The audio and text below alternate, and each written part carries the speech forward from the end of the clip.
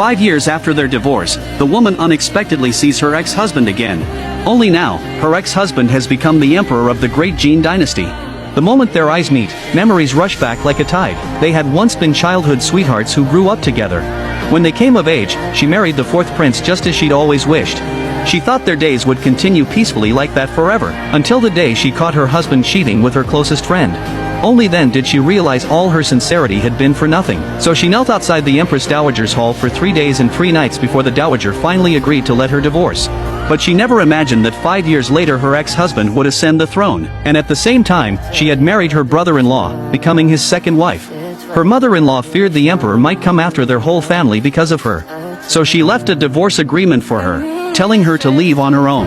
The woman knew staying would only bring trouble to her brother-in-law. So she accepted the divorce and left the capital. But unexpectedly, her brother-in-law caught up with her halfway down the road. He tore the divorce papers to pieces, and he brought her back to the capital. At that moment, the emperor watched the 3 of them living happily together. Unable to contain himself, he crushed the cup in his hand. As if sensing something, the woman turned around to look, but the upper floor was completely empty. Her mother-in-law, furious, slapped her son. Because with the emperor's personality, he would never let the woman go easily. Just as she finished talking, the palace steward arrived saying the Empress Dowager wished to see the woman. As soon as she entered the palace, the Dowager asked whether she regretted her decision. The woman recalled how, before the divorce, he had promised he would never love only her in this lifetime.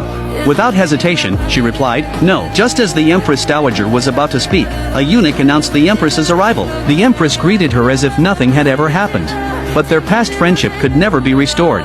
Suddenly, the princess angrily threw a pastry at her, saying she didn't like her. Although the Empress apologized on the surface, she was clearly showing off. Then the Empress asked how old her daughter was. The woman calmly lied that her daughter was 4, because she had been pregnant when she married her brother-in-law. The Empress's daughter was 1 year older than hers.